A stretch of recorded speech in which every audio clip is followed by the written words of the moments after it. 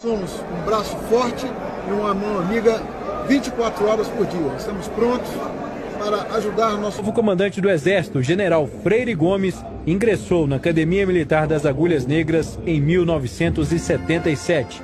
Semana passada, nós falamos muito sobre como o General Freire Gomes, então comandante do Exército, teria enrolado Bolsonaro com uma falsa adesão à interpretação jurídica dos artigos 142 e os artigos que tratam de estado de defesa e estado de sítio. Existia uma interpretação que embasava as consultas que Bolsonaro vinha tomando e pretendia pôr em prática. Tanto é que Bolsonaro usou o ato na Paulista no último dia 25 para deixar isso claro. Agora, o golpe é porque tem uma minuta de um decreto de estado de defesa. Golpe usando a Constituição? Tenham a santa paciência. O que os federais, imprensa e STF chamam de golpe, na verdade seria uma intervenção constitucional. Agora, para tomar uma ação constitucional desse porte, Bolsonaro precisaria de um braço armado e, constitucionalmente, através do artigo 142, esse braço seria as Forças Armadas. O STF também tem seu braço armado na Polícia Federal, que nada mais é que uma polícia judiciária. Então, partindo desse cenário drástico, seria necessário um planejamento da operação. E é aí que entra o general Estevão Teófilo. Lembram dele?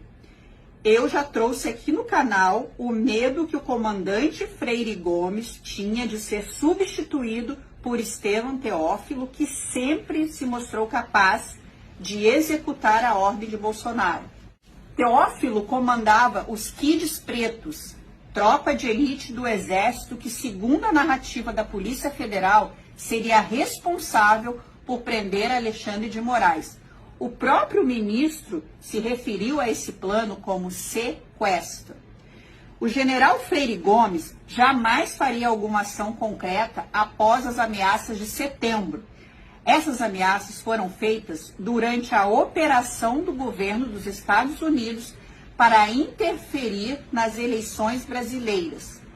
Essa influência está muito bem detalhada no artigo do Financial Times, que relata como os americanos interferiram para, segundo eles, salvar a democracia brasileira.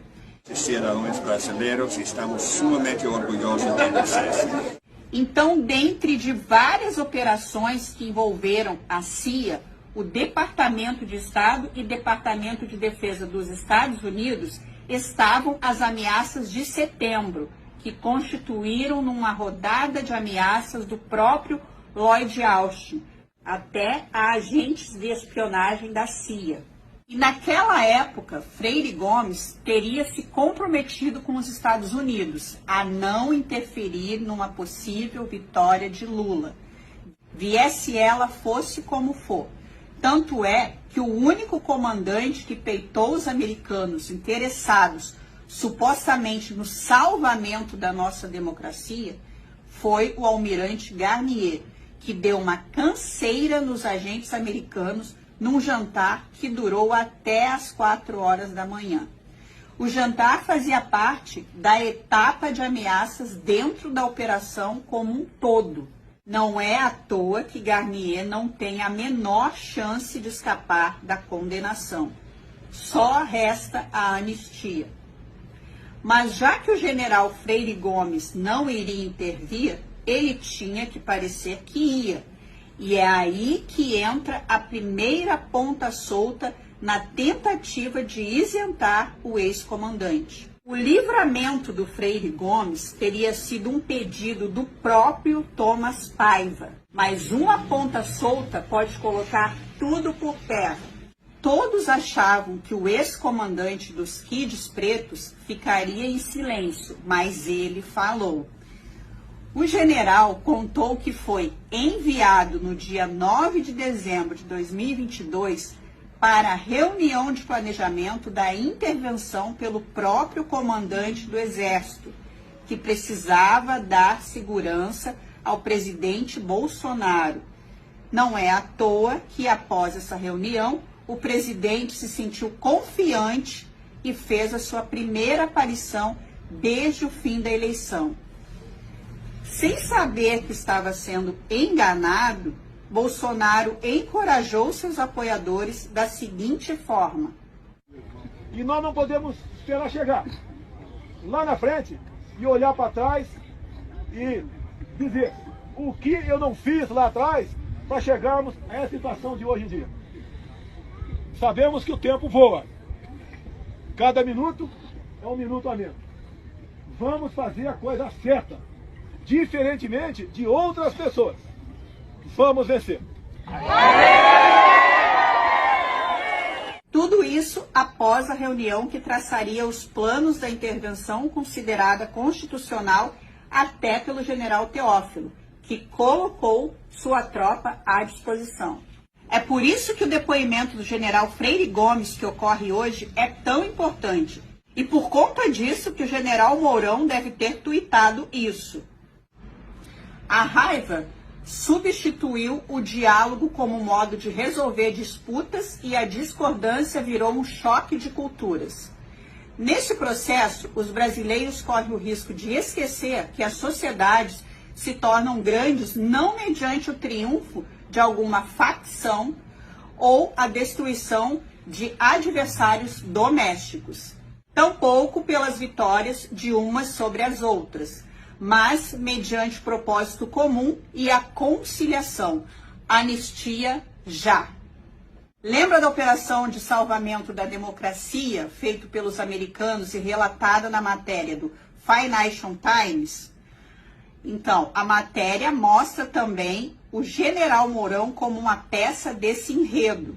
O então vice-presidente viajou para os Estados Unidos, especificamente para Nova York, numa viagem fora da agenda oficial, para se encontrar com Tom Shannon. O diplomata americano é especializado em operações do Brasil e responsável pela operação em andamento naquela época. Mourão foi cooptado para que fosse o responsável pela transição. Aquele discurso sobre democracia pujante tem a ver com isso. Mourão aceitaria participar da coisa toda desde que não atingisse os militares. As Forças Armadas continuariam com os contratos com os americanos e não seriam processados. Só que no meio disso tudo, faltou combinar com a ala radical da esquerda e com o ministro Alexandre de Moraes. A esquerda, através do Lula, busca se alinhar ao bloco chinês, enquanto Moraes segue na sua reforma do papel do judiciário no Estado. Assim como Mourão, os americanos se sentem traídos. O senador busca corrigir isso com o projeto da anistia que visa livrar os seus companheiros militares, como Freire Gomes. Quanto aos americanos, não sabemos como será a resposta.